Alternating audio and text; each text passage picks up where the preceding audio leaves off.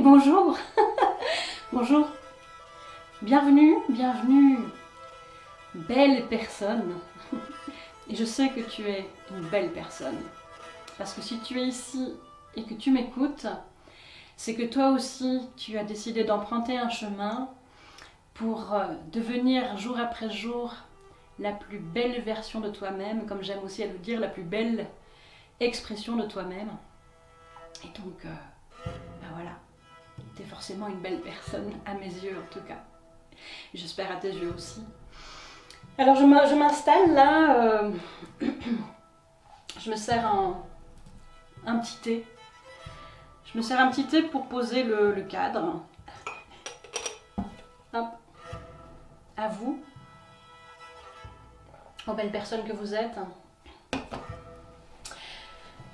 Je me suis préparé un petit thé dans une tasse de Noël déjà. J'aime cette tasse.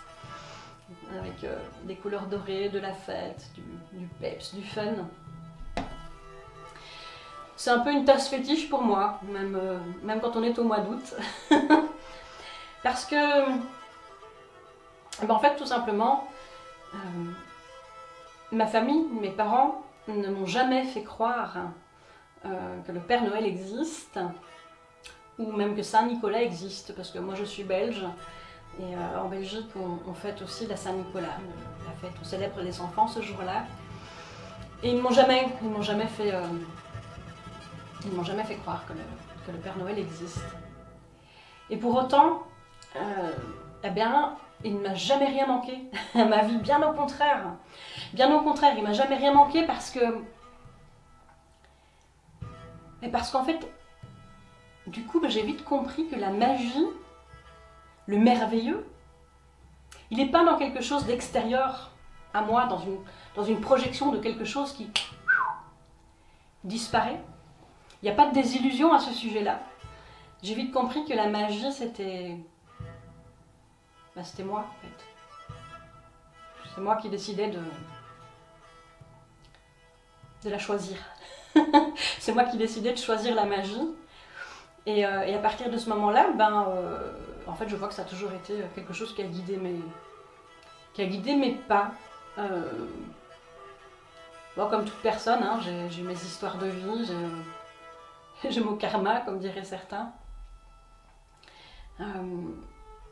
J'ai eu des moments vraiment terribles, des moments vraiment, vraiment terribles dans ma vie. Et la magie, en fait, elle était toujours là. Et même, en fait, avec du recul, évidemment, parce que quand tu es dans un moment de super intensité et que ça fait mal, tu vois pas forcément à ce moment-là le côté magique. Mais quand tu prends du recul et que tu poses ce regard de magie, que tu poses sur toutes les choses de la vie, sur toutes les manifestations de ce qu'il y a de vivant, sur toutes les interactions entre les êtres humains, ce qu'on joue comme rôle de miroir entre les uns et les autres, ce que notre histoire nous raconte de nous, ce que nos sens nous racontent de nous, en fait, quand tu regardes ça du point de vue de ce qu'il y a de simple, de vivant, en fait c'est automatiquement magique, c'est juste merveilleux, tout prend sens, tout a du sens, et en fait, à partir de ce moment-là, j'ai écouté les choses de la vie, sous le spectre de la magie, comme s'il y avait un cadeau derrière à recevoir, comme s'il y avait un trésor caché quelque part. Et dans tout ce que je traverse dans ma vie, je vais toujours à la recherche du trésor. Quand j'étais petite, quand il pleuvait, et que j'étais dehors, j'étais attirée vers les flaques. C'est les flaques d'eau. Les flaques d'eau, ça fait comme un miroir. Et mon jeu, c'était même plus qu'un jeu, hein, c'était quelque chose en lequel je croyais très très fort.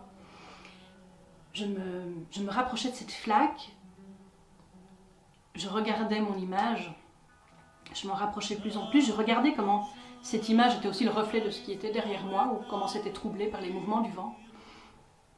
Et je me disais, si je parviens, si j'ai le courage si j'ai le courage de me rapprocher suffisamment près, si j'ai le courage d'y croire vraiment, eh bien alors je passerai de l'autre côté.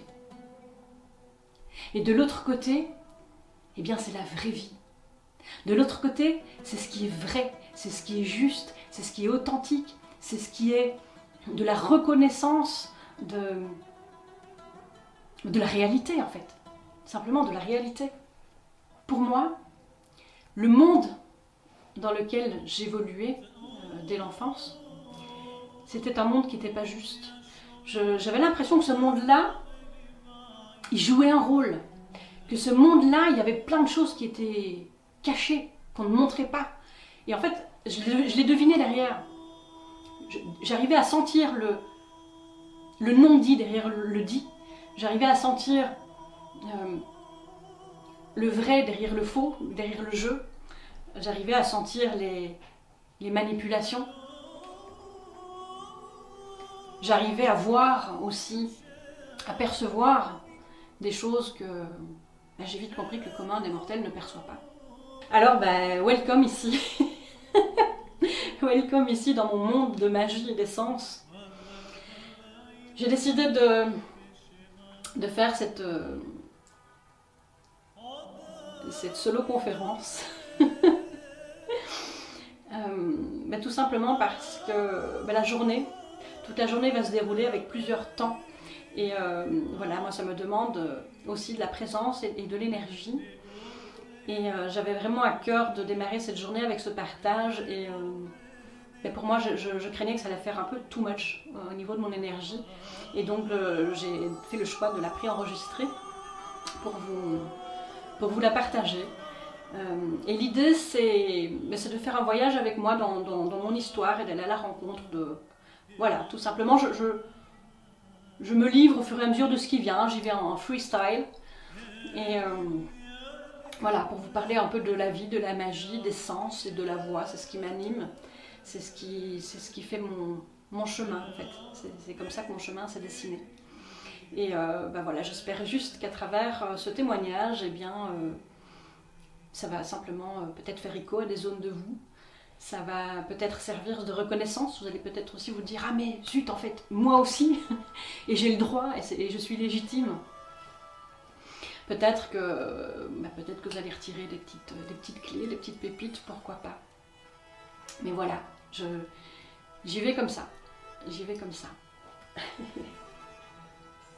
Je suis arrivée au monde avec une sensibilité XXL. C'est-à-dire que toujours j'ai eu des sens hyper développés. Et avoir des sens hyper développés quand on vit dans les fins des années 70, dans les années 80, et puis même aujourd'hui d'ailleurs. Finalement. Le monde il n'est pas fait pour accueillir ça, parce que vu que c'est pas la majorité des gens qui fonctionnent comme ça, que c'est juste une minorité, c'est comme si la minorité n'avait pas de poids, qu'elle n'existait pas. Et j'ai grandi avec cette sensibilité-là, je me suis construite avec ça, avec une double injonction parentale qui disait, finalement tu vois Lucille, ce que tu vis, ce que tu vois, ce que tu perçois, en fait ça n'existe pas. Et puis la deuxième chose, c'est que dans notre famille, on ne parle pas de ces sentiments. Voilà, j'ai entendu ça. J'ai entendu ça et ça m'a marqué profondément. Et ça a été assez compliqué parce que forcément, quand tu perçois les choses très fort, mais que tu sais que ça n'existe pas, comment tu veux exister? Comment tu veux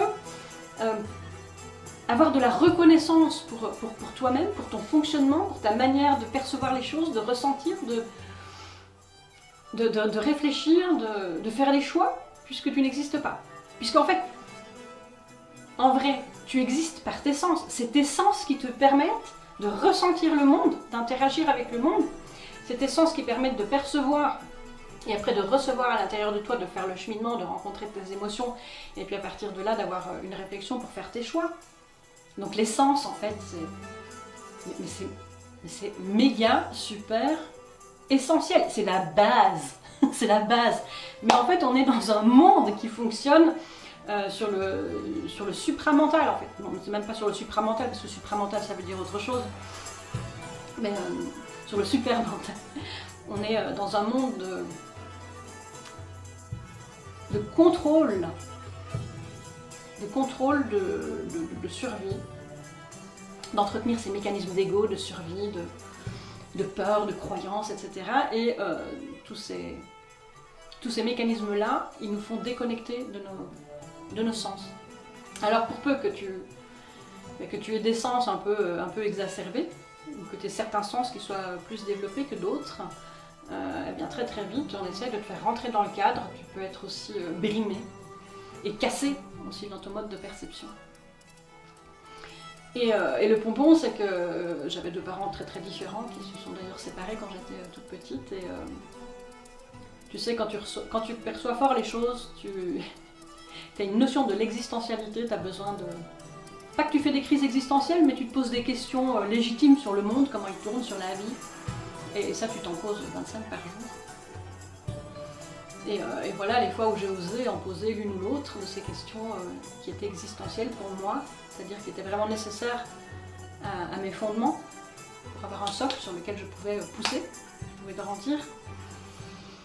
Eh bien, j'avais demandé à mon père, j'avais demandé à ma mère la même question, et là, en fait, j'avais des réponses complètement différentes, non seulement différentes, mais la plupart du temps même complètement en opposition. Alors du coup, l'opposition, ça annule, ça s'annule.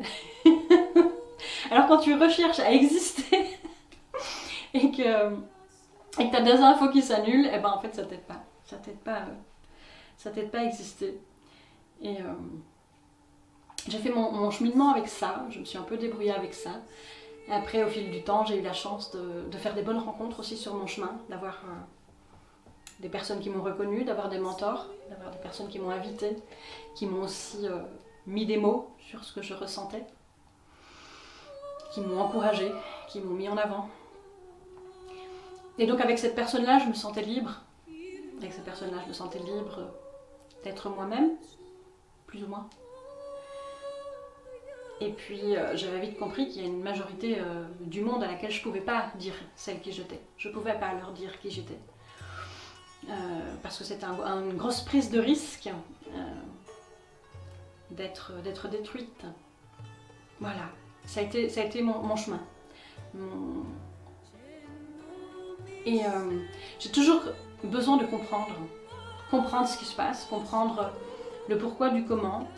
Ce qui m'a moi vraiment personnellement animée, ce sont les mécanismes humains et le monde de l'astralité. Et donc déjà très jeune, j'ai commencé à m'informer, à lire, à faire des formations. J'ai commencé très jeune à faire des formations aussi. Et je n'ai eu de cesse que de comprendre pour reconnaître et légitimer. Reconnaître et légitimer moi d'abord, mais après aussi dans ma vie d'accompagnante, de thérapeute, eh bien, c'était aussi reconnaître et légitimer la vie des personnes qui venaient me voir. C'est les accompagner à remettre de la légitimité sur ce qu'ils vivent, à redonner du sens à leur histoire de vie. Et donc j'ai fait ça. Mais c'était pas tout.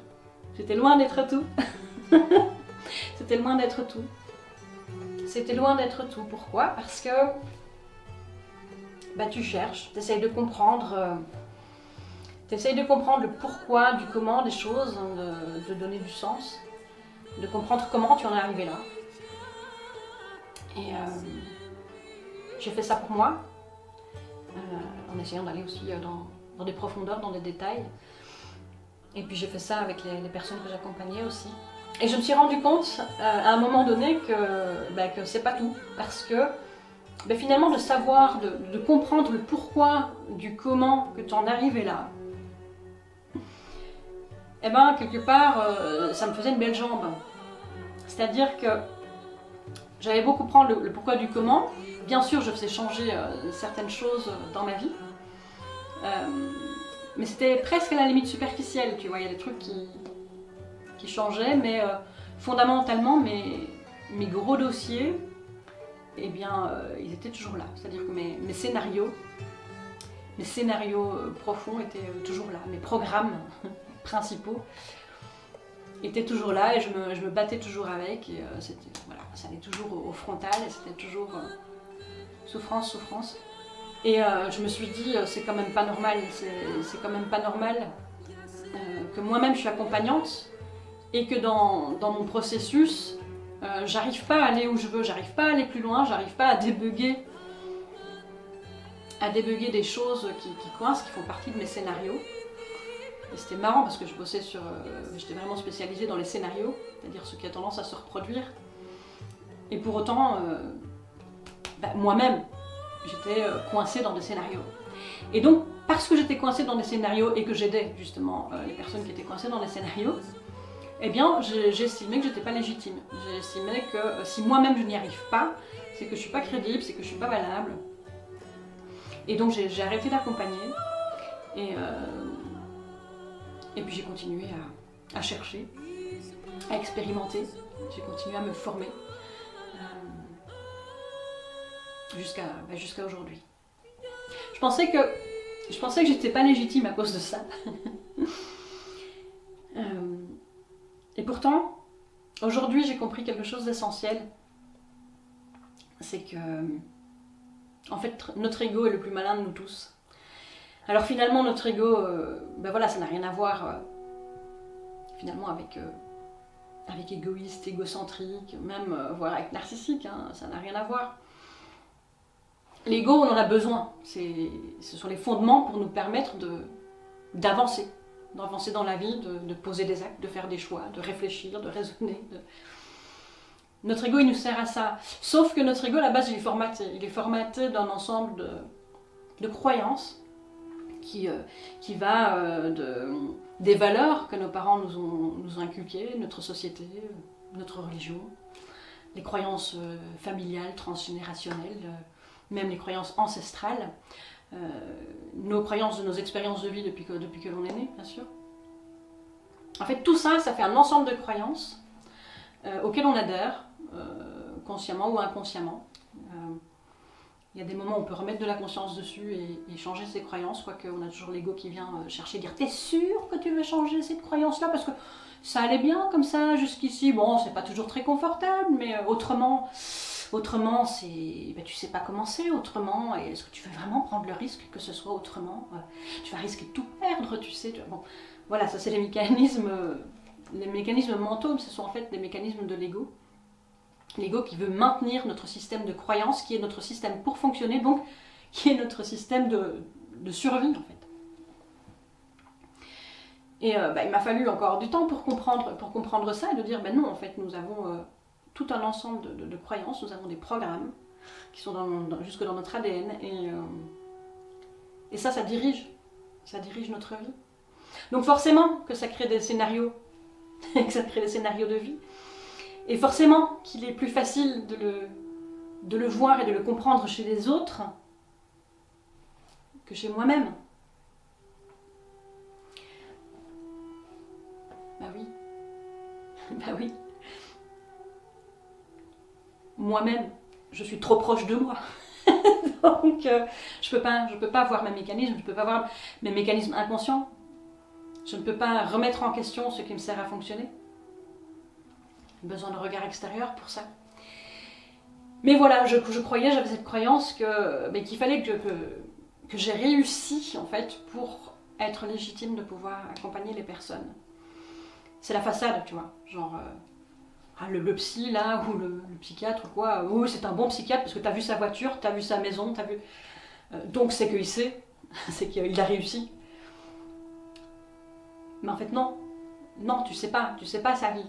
Tu sais pas ses mécanismes à lui, tu sais pas ses scénarios, tu sais pas ses blessures, tu sais pas ses souffrances, tu sais pas s'il est capable de se remettre en question, tu sais même pas s'il travaille, s'il étudie et pour devenir la meilleure version de lui-même. Conflit d'inexistence, conflit d'impossibilité, de polarisation, tu vois. C'est blanc ou c'est noir, il y a un truc comme ça, impossible de ramener au centre. Ça a été mon chemin et finalement c'est grâce à ça, je le remercie aujourd'hui, c'est grâce à ça mais que j'ai découvert toutes les magies, que j'ai découvert toutes les magies mais qui me permettent de transmettre aujourd'hui, de partager, d'aider des personnes. Alors tu vois, ça fait des trucs bizarres. Ça fait des trucs bizarres quand j'étais enceinte de mon fils, mon premier enfant. Je suis passée par un passage. D'abord, j'ai fait un déni. Pourtant, je voulais cet enfant. J'ai fait un déni. Enfin, voilà, j'ai su qu'il était dans mon ventre à 3 mois. Enfin, je l'ai su. Non. En fait, je le savais avant. Je savais dès le départ que j'étais enceinte. Mais j'ai fait des tests qui m'ont dit qu'en fait, non, j'étais pas enceinte. Donc, bien sûr, je me suis dit, donc, je ne suis pas enceinte. Alors, tu vois le truc? T'as tout ton corps, tes sens qui te parlent, qui te disent que t'es enceinte, mais t'es tellement formaté par ton système de fonctionnement, où t'as appris dès le départ que tes perceptions, elles n'étaient pas juste, qu'elles n'existaient pas, que c'était pas ça. Et si c'est pas ça, c'est que c'est autre chose. Et si c'est autre chose, c'est l'extérieur qui va me le dire, ce que c'est qui est bon. Et là, je fais plusieurs tests de grossesse, forcément, j'ai l'impression que je suis enceinte. J'ai, pour ainsi dire, quasiment pas de règles. C'est ça qui a mis le doute aussi. Et non, en fait, non, je suis pas enceinte. Et puis après, j'ai mal au rein. J'ai vraiment très mal au rein, donc je vais consulter un médecin. Et le médecin me donne des trucs, bon, ça ne passe pas, ce problème de rein. Il se dit, oh là là, t'as peut-être quand même des pierres au rein un peu plus grosses ou quelque chose comme ça. On va aller faire une échographie.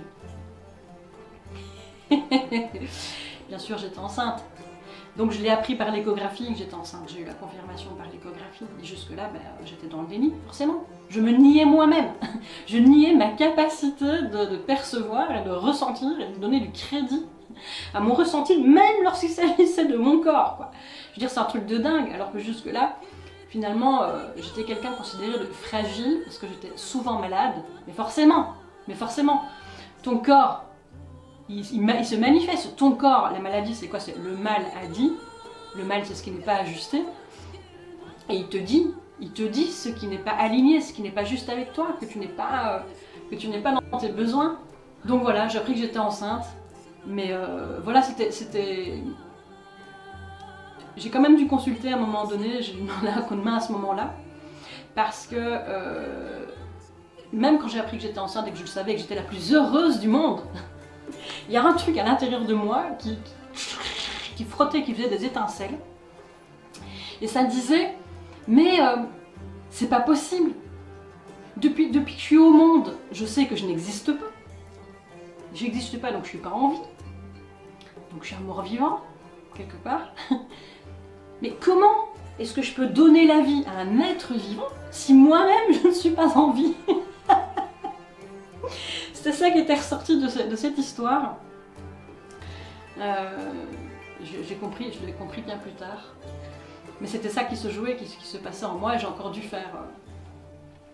J'ai encore dû vivre des histoires, des aventures, des péripéties merveilleuses et souffrantes pour pouvoir comprendre les enjeux, ce qui se jouait en moi, ce qui se passait. Alors tu vois forcément ce qui se passe quand t'as pas le droit, finalement, qu'on ne te donne pas le droit d'écouter fondamentalement tes sens, te parler de qui tu es, d'écouter... tes émotions comme panneau indicateur pour savoir quels sont tes réels besoins à toi, mais rien qu'à toi. Parce que tu es un être singulier avec ta propre manière de fonctionner, donc tu as des besoins qui sont que à toi. Quand tu peux pas écouter ça, tu peux pas donner de crédit à ça. Quand tu existes sans exister, que tu es à la recherche, finalement, une recherche éperdue d'avoir de la reconnaissance. En fait, tu es en recherche de savoir... mais finalement, qui je suis? Tu vois, qui je suis? Oui, tu es toi, tu es Lucie, tu es toi, avec ta manière de fonctionner, avec tes besoins, avec tes talents, avec ta singularité. Mais c'est une recherche éperdue de reconnaissance. Mais cette recherche éperdue de reconnaissance, eh bien je l'ai faite en allant chercher à l'extérieur ce que j'avais le droit de penser, ce que j'avais le droit de ressentir, ce qui était acceptable par la société. Et bien tu vois, quand tu fonctionnes comme ça, eh bien c'est une porte une porte super, mais grande, ouverte comme ça, tu vois, la porte de château. La porte de château. Et même qu'elle grince pas, hein, parce que si jamais elle grinçait cette porte de château, tu entendrais peut-être des signes, mais non, cette porte-là, elle est bien huilée. C'est la porte grande ouverte pour accueillir les manipulations. Les manipulations perverses et narcissiques. Et donc de vivre l'emprise. C'est tellement facile pour des personnes déséquilibrées comme ça de s'introduire à l'intérieur de toi et de venir refaire ton histoire. C'est-à-dire de te faire croire à toi-même que ce que tu vis n'existe pas, que ce que tu perçois n'existe pas, que ce jour-là, quand tu étais à tel endroit et que tu faisais ça, en fait, c'est pas ça que tu faisais, c'est autre chose. Quand tu étais avec Ginette et que tu lui racontais ça, en fait, c'est pas ça que tu as raconté à Ginette, c'est autre chose. Et d'ailleurs, il y avait plein de témoins qui ont entendu que c'était pas ça que tu disais. Et donc, ces personnes-là sont capables de refaire ta vie, de te recréer un autre filtre pour te faire croire à toi-même que t'es pas la personne que t'es. Et ce qu'on appelle aussi le gaslighting. Et donc, à ce moment-là, tu perds complètement les pédales. Tu sais plus. T'as plus de point de repère, en fait. T'as déjà pas beaucoup de points de repère avant. Mais là, en fait, t'es complètement largué dans tes points de repère. Et voilà, bah, c'est ce qui m'est arrivé. C'est ce qui m'est arrivé. Et là-dessus, la petite cerise sur le gâteau, tu vois, c'est quand t'as des personnes derrière qui te disent c'était arrivé, mais c'est ton histoire, c'est ta vérité. Mais il n'y a aucune preuve, parce que forcément, ce genre de relation d'emprise, les gens sont suffisamment fins et avec une certaine intelligence pour qu'il n'y ait rien de perceptible. C'est pas comme quand tu reçois un coup de poing et puis que tu as un cocard.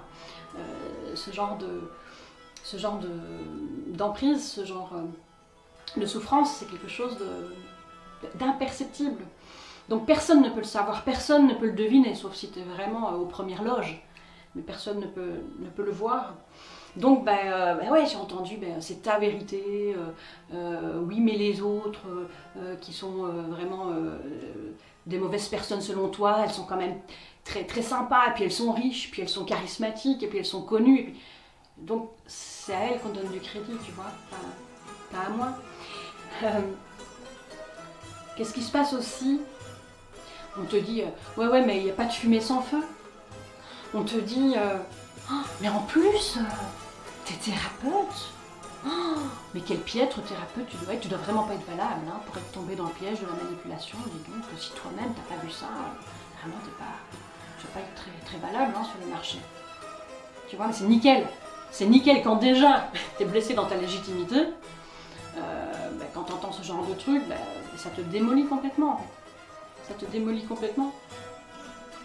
Néanmoins, tu vois, je te raconte ça, mais tu vois, j'espère que tu le vois, j'espère que tu le sens.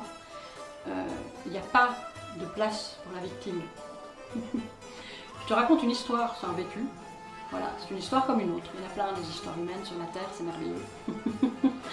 Aussi dur que ça soit. Il n'y a pas de place pour la victime. Ça, c'est ce que j'ai compris au sortir de cette histoire-là. Ce qui a bouleversé vraiment ma vie, ce qui a vraiment été un gros changement, c'est d'abord lorsque j'ai décidé que je n'étais plus une victime du système. Oui, mais tu sais, si je suis comme ça, c'est à cause de mon père, de ma mère, de mon cousin, de machin, de mon conjoint, de la vie, de la faute à pas de chance. C'est toujours la faute à quelque chose en fait. Pour être une victime, tu trouveras toujours le moyen de trouver l'excuse et de trouver la bonne raison pour être une victime. Je me suis rendu compte de ça et je me suis dit, tiens, si je me positionne en disant, mais non en fait, c'est fini, je ne suis plus une victime, et qu'est-ce qui se passe? Eh bien, à ce moment-là, je prends ma responsabilité. Je prends la responsabilité de ce que je crée, de ce que je vis, de la manière dont je le vis. Je prends la responsabilité de la réalité que je crée et que j'entretiens consciemment ou même inconsciemment, et surtout peut-être même inconsciemment, puisqu'il y a toutes ces croyances très profondes et souvent inconscientes qui dirigent et qui créent aussi des filtres aux perceptions. Parce que ça c'est aussi un truc, tu vois, j'ai beau être extrasensoriel, percevoir des trucs, de toute façon, quoi qu'il en soit, tout ce que je ressens et tout ce que je perçois, c'est aussi à travers un filtre d'interprétation qui est le filtre de l'ego, le filtre de toutes ces croyances-là. Et donc c'est vrai que quand tu changes tes croyances, tu changes tes filtres et du coup tu peux complètement changer le regard que tu poses sur les choses, les regards que tu poses sur ta réalité. Et là c'est l'endroit précis où tu peux reprendre du pouvoir. Si je prends la responsabilité de la réalité que je me crée, c'est-à-dire qu'il y a aussi une loi d'attraction, c'est-à-dire que si je crois à certaines choses, si je pense certaines choses, et si j'autorise ma qualité de pensée à aller dans une certaine voie, eh bien la réalité elle va me renvoyer finalement ce que j'ai besoin d'entendre. C'est-à-dire elle va donner raison à l'ensemble de mes croyances et à la manière dont je pense, à la manière dont je me pense. À partir du moment où je prends cette responsabilité de ce que je crée, je ne suis plus une victime et je me mets en action. En action, ça veut dire que je regarde à quels endroits, là dans ma réalité telle qu'elle est maintenant, quels sont les endroits où j'ai du pouvoir. À partir de quoi je peux commencer mon chemin et expérimenter ma vie dans les nouveaux choix que je pose. Ce que j'ai aussi compris de cette aventure-là, ça peut-être que tu l'as entendu si tu as écouté mon interview avec Joya, c'est ne pas croire. Parce que les croyances, dans croyance il y a croire, donc tu crois à quelque chose. Dans ne pas croire, il y a arrêter de croire ce que l'extérieur te dit de toi. Ne crois qu'est-ce qui te convient. Ne crois pas ce que tes croyances et ton ego ont envie de croire. Crois ce qui est bon pour toi de croire parce que ça te soutient, parce que ça te permet de, comme je disais tout à l'heure, de pousser sur un terreau fertile. Ne crois que ce qui réveille tes sens, de ce qui te fait vibrer, ce qui te réveille un élan de vie, là où tu sens que ta sève, elle monte et puis elle a envie de jaillir. Ne crois pas ce qui te... Quand tu sens que ça te crispe, que ça se tend quelque part, que tes sens essayent de te le dire, souvent tu ne le vois pas parce que tu as le mental qui fonctionne, mais quand tu sens ça, c'est un signe. Tu te dis, ouais, je suis peut-être en train de croire à un truc là qui va m'envoyer sur un chemin de traverse et c'est peut-être pas la bonne idée. Je reviens à l'intérieur de moi, je me sonde et je vois ce que ça vient chercher chez moi. J'écoute mes émotions. Ne pas croire, c'est aussi...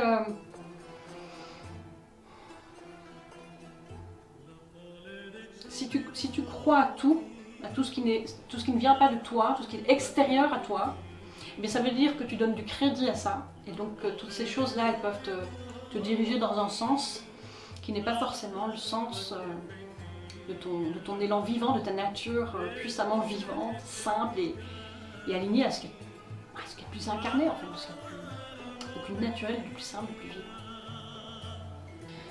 Pour revenir à cette histoire de reconnaissance, tu vois, où tu cherches la reconnaissance, comme moi je l'ai fait très longtemps à l'extérieur,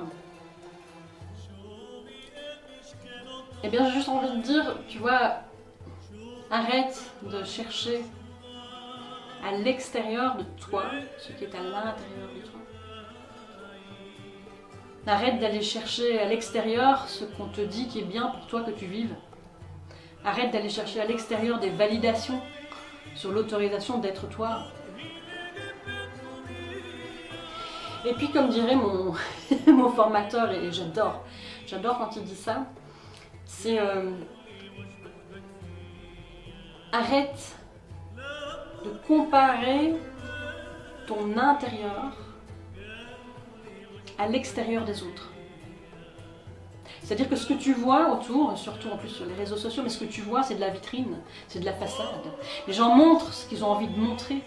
Ils jouent les rôles. Et ils font croire parfois que tout est merveilleux dans le plus merveilleux des mondes, qu'ils sont puissants, qu'ils sont charismatiques, qu'ils sont riches, etc. Mais de nouveau, je te dis, tu sais pas ce qu'ils vivent derrière. Tu sais pas les mouvements de leur ego, tu sais pas ce qui se cache à eux-mêmes, tu sais pas quelles sont leurs blessures, leurs souffrances, leurs relations aux autres, tu n'en sais rien. Donc, arrête de comparer ta vie intérieure, ce que tu ressens, ce que tu es, d'essayer de valider tes sens, tes sensations, à quelque chose qui est une vitrine, qui est une façade, qui est extérieure et sur lequel tu n'as aucun contrôle en plus. Tu vois. Bon alors avec tout ça après, eh bien, l'étape suivante, ça a été la traversée d'une longue maladie invalidante.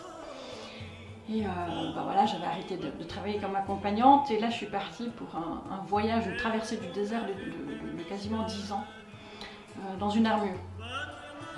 Je sais pas si tu vois l'image. Enfin, le désert, tu vois la nana en armure. Je sais pas, pendant 10 ans dans le désert avec son armure.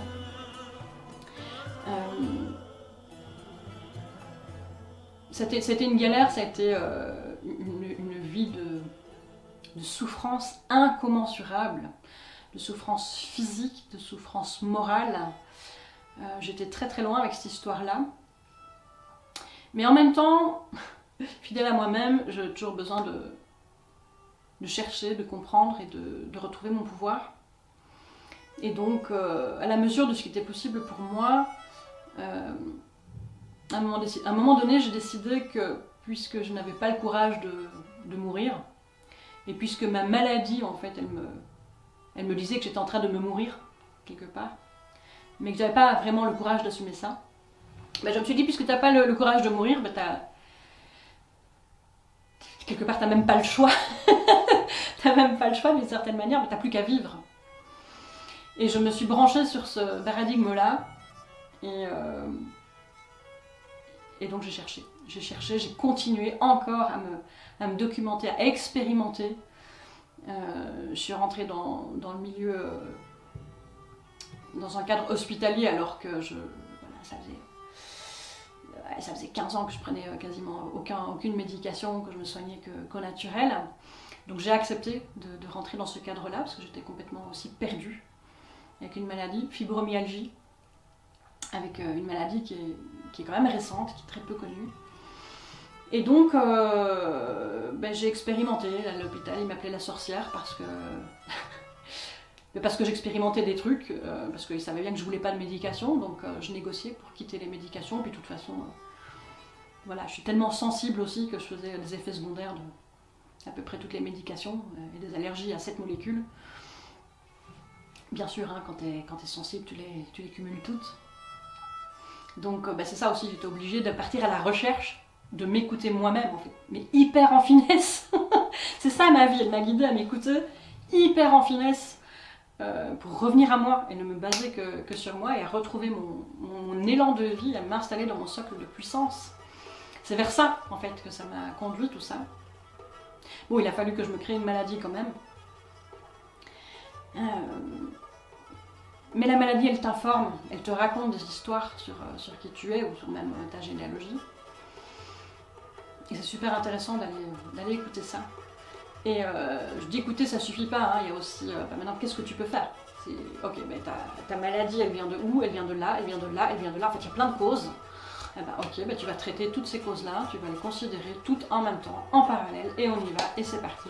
Et tu fais ce que tu peux avec ce que tu as. Ça, c'est encore une clé. C'est-à-dire qu'il y a des moments où on a de l'énergie, il y a des moments où tout va bien, il y a des moments où tout va mal, il y a des moments qui sont fort souffrants. Enfin, voilà, on vit des tas de moments dans sa vie. Mais ce qui est important, c'est de faire son choix, de savoir ce que l'on veut. Tu décides de ce que tu veux, tu fais ton choix affirmé, tu dis c'est ça que je veux, c'est là que je veux aller. Et puis à ce moment-là, bien sûr, tu rencontres des tempêtes, mais quoi qu'il en soit, tu as ton point, tu as ta direction. Et à chaque moment, tu fais ce que tu peux avec ce que tu as. C'est-à-dire, avec ce que tu as, ça veut dire avec ce que tu as comme énergie, avec ce que tu as comme temps, avec ce que tu as comme information, avec ce que tu as comme niveau de conscience, avec ce que tu as comme entourage. Tu fais ce que tu peux avec ce que tu as, mais néanmoins tu avances. Et quand tu es dans cette dynamique-là, eh bien, il y a quelque chose de contagieux. On parle de maladie, il y a quelque chose de contagieux. Parce que tu vas, comme un fait exprès, créer une autre réalité petit à petit. Tu vas rencontrer les bonnes personnes qui vont te donner les informations dont tu as besoin à ce moment-là pour dénouer des choses, pour aller plus loin, pour mieux comprendre, pour appliquer. Et donc voilà, je suis partie dans cette croisade qui m'a aussi appris à connaître le corps. Parce que du monde là où je venais, du monde de perception d'extrasensorialité, j'étais branchée. J'étais un peu branchée en dehors de la matière. Et quelque part, mon corps était fait comme ça, mon système, mon programme était fait comme ça. Mais c'était absolument bien foutu, hein, le système, il est vachement bien foutu. Là, la technologie de l'humain, waouh, c'est impressionnant.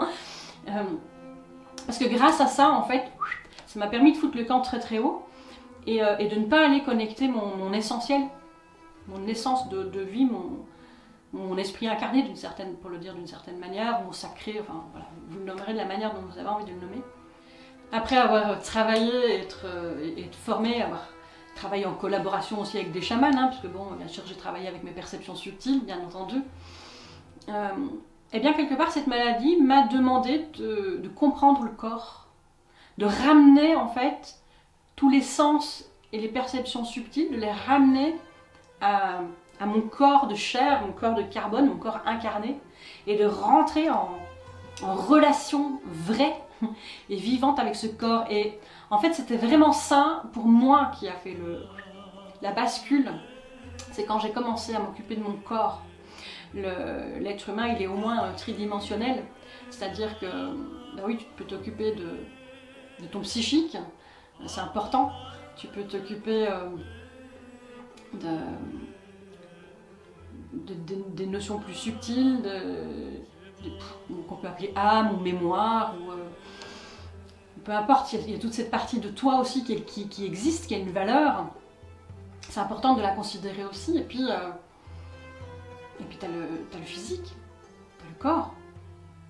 C'est grâce au corps que tu es un être humain, et que tu vis ton histoire et que tu peux raconter ton histoire comme je la raconte là maintenant. Le corps c'est essentiel et le corps il contient tout. Le corps il contient toutes les informations. Tout est là à l'intérieur de toi. Tout est là à l'intérieur. C'est merveilleux. Et donc ben voilà, je suis partie dans l'expérimentation, dans la recherche de comprendre comment fonctionne le système humain, le métabolisme humain, le corps humain, les muscles humains.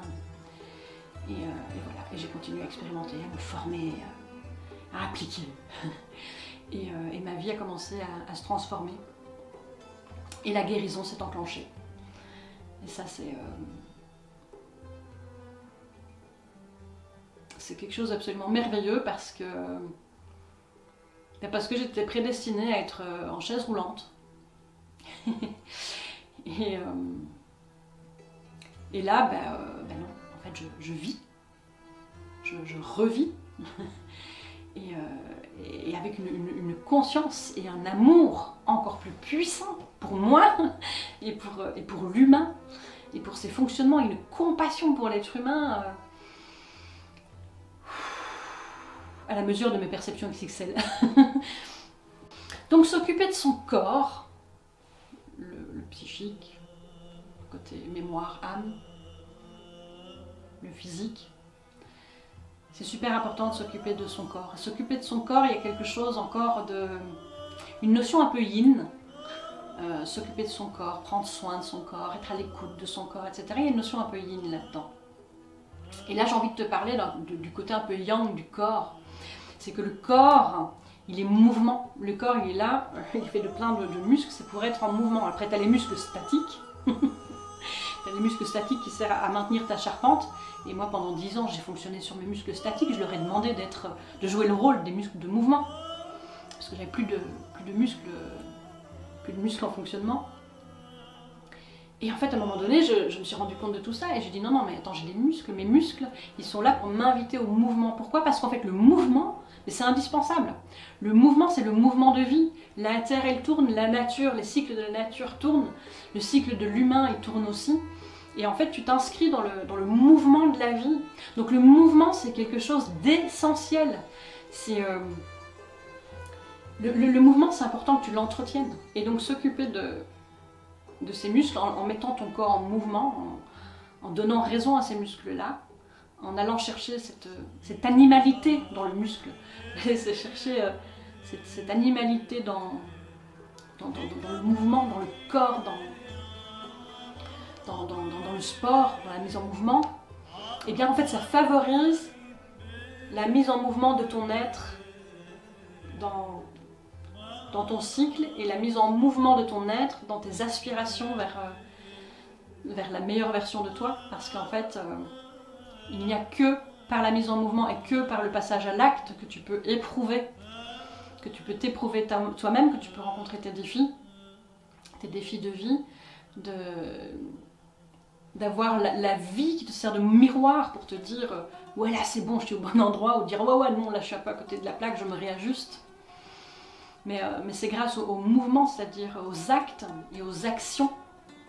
Voilà, il y a le choix d'abord, et le choix, il met en route, il met en branle l'action. Et c'est ça qui fait que tu rentres dans la vie, et que tu peux ressentir en fait, ressentir cette vie qui circule à travers toi aussi. Voilà, on va arriver tout doucement au bout de notre voyage ensemble là pour ce matin. Et je vois que je ne t'ai pas encore parlé d'une chose aussi essentielle, qui est vraiment la manière dont je respire. c'est la voix et le chant. Et j'ai vraiment envie de te parler de ça parce que après, si tu veux, on se retrouve pour un atelier d'exploration vocale.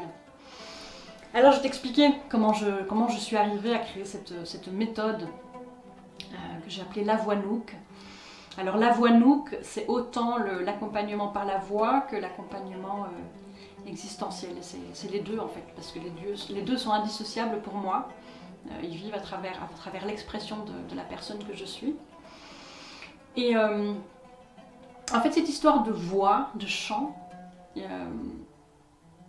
comment est-ce que je vais te raconter ça? Ouais, je vais te raconter ça comme ça.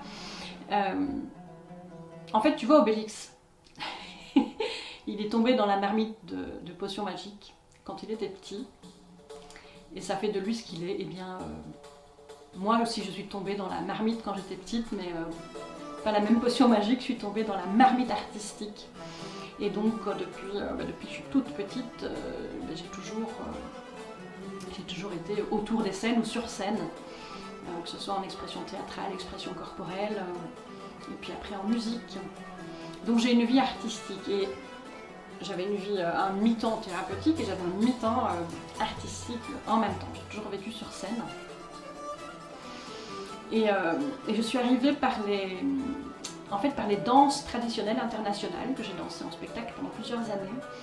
Et c'est ça en fait ce sont ces danses-là qui sont venues me toucher, pas tellement par les danses, ça je m'en suis rendu compte plus tard, mais par les musiques.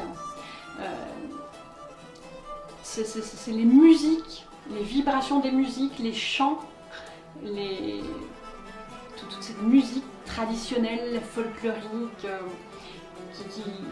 qui venait en fait parler à mes sens, qui venait moi me toucher et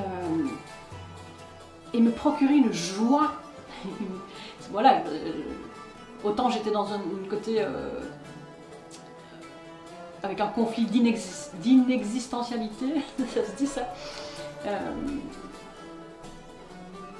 Mais autant voilà, il y avait cette musique qui venait m'habiter, qui me mettait en mouvement et qui me faisait voyager.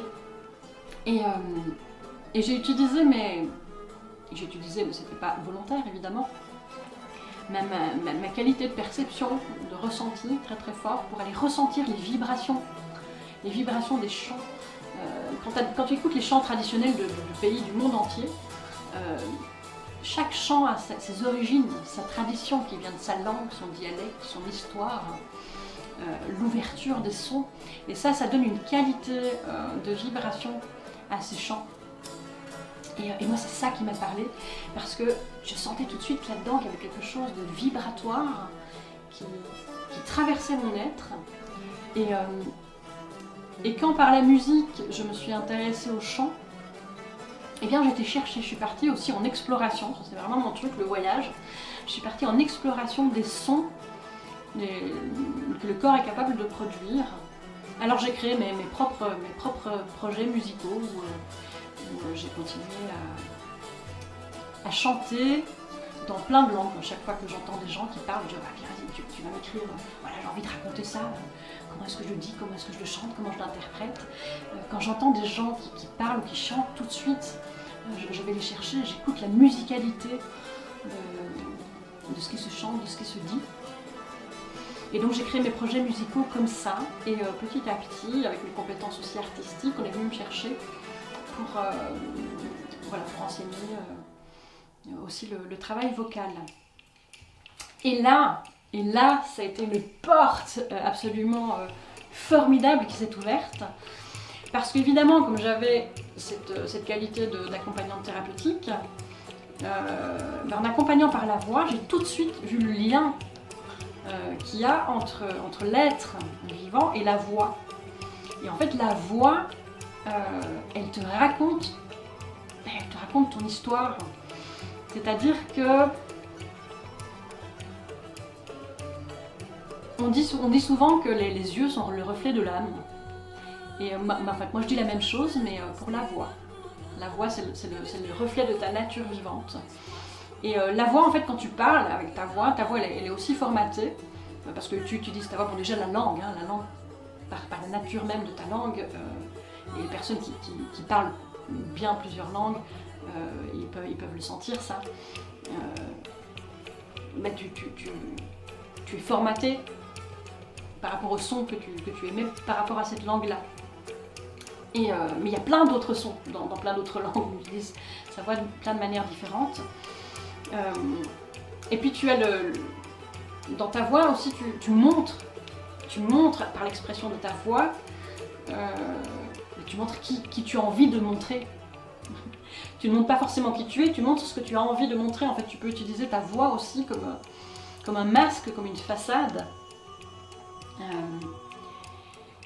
Et quand tu pars en exploration de ta voix, que tu vas par tes sens réveiller cette vibration, en fait, tu vois, les sens, c'est ce qui te permet de percevoir aussi ce qui se passe à l'extérieur, ce qui fait le lien entre ton extérieur et ton intérieur.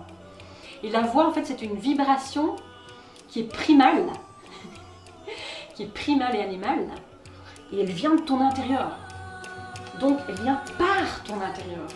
Et ça, c'est un truc que j'adore, parce que finalement, l'énergie de vie, elle vient par ton intérieur, par ton corps. C'est pas par tes perceptions subtiles, c'est pas par tes croyances, c'est pas par adhérer à des choses. C'est vraiment tout ce que tu fais dans ta vie, tout ce que tu transformes dans ta vie, c'est par ton intérieur et par le mouvement qui vient de ton intérieur. Et le sacré, c'est ça, le sacré, pas pour rien qu'il est placé au niveau du sacrum. C'est la base, c'est le socle, c'est le premier chakra. C'est là que tout se passe, c'est là que ça pulse, c'est là que ça s'éveille, l'énergie de vie. Et la voix, telle que moi je l'envisage, eh bien elle part de cet endroit-là. On s'en retrouve dans certains chants sacrés d'ailleurs, comme le Dhrupad par exemple, le chant sacré indien. C'est une vibration qui part de l'intérieur, qui monte, qui vient vibrer, qui crée un massage intérieur et qui sort par ta voix. Et quand tu vas rencontrer cette vibration dans son état primal, à son état simple, et bien en fait,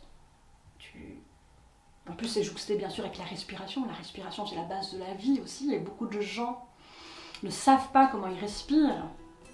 C'est un truc fabuleux, ça. Quand tu vas rencontrer cette voix, cette vibration qui te traverse, ça crée un massage à l'intérieur, ça replace j'ai envie de dire, tes organes, tes muscles, tes os, ta stature, enfin tout se replace autrement, prend une autre place, ça libère des espaces à l'intérieur de ton corps, ça te permet de rencontrer ton corps et tes sens autrement. Et alors le petit truc magique, c'est que ça libère aussi des mémoires. Parce que dans ta voix, il y a plein de choses qui se passent dans ta voix. Je donne souvent cet exemple d'une cliente que j'accompagne. Pendant 3 séances, je lui fais faire des A, tu vois. Et puis à un moment donné, je lui dis, mais ok, qu'est-ce qui s'est passé dans ta relation à ta mère quand tu avais 6 ans? Punaise, comment tu sais ça? Ben, je l'entends dans ton A. En fait, voilà, bon, après les personnes qui sont extrasensorielles, qui sont médiums, qui perçoivent diverses choses, ils peuvent lire dans les mains, ils peuvent lire dans les marques de café, ils peuvent lire dans plein de choses, ils peuvent simplement percevoir. Moi j'entends aussi dans la voix, j'entends ton histoire dans la voix. Et parfois tu peux libérer des choses. J'ai une cliente, c'était absolument formidable ce qui s'est passé pendant le travail de voix. Elle a réparé sa généalogie où les femmes de sa lignée n'avaient pas le droit de parler. Elles avaient juste le droit de se taire. Et donc il y avait un problème d'autorisation à l'expression. Et elle-même, elle venait pour ça parce qu'elle avait des difficultés à oser s'exprimer, à dire ses besoins, à dire son avis. Et en travaillant la voix, ben, il y a cette mémoire-là qui s'est libérée, elle a récupéré de l'espace et ça a complètement changé sa relation à ses proches, à sa famille et même au monde. Elle a osé faire des choses qu'elle n'osait pas faire jusque-là. Donc, enfin voilà, cette voix, rencontrer sa voix et cette vibration, ben voilà, ça favorise la récupération d'espace, la libération de mémoire, ça favorise une affirmation saine de toi, ça favorise une belle affirmation, une belle expression de qui tu es. Et c'est le mouvement. La voix, c'est aussi le mouvement de la vie.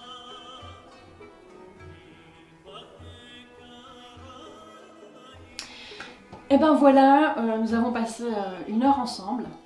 Bah, si tu as envie d'interagir, si tu as des questions, bah, tu les notes sous cette vidéo.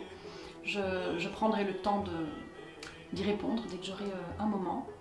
Et puis, bah, si tu le souhaites, tu peux venir rejoindre l'exploration vocale qui a lieu à 10h30.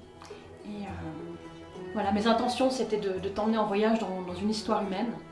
C'était de pouvoir jouer un rôle de miroir, d'amener de la légitimité, d'amener de la reconnaissance.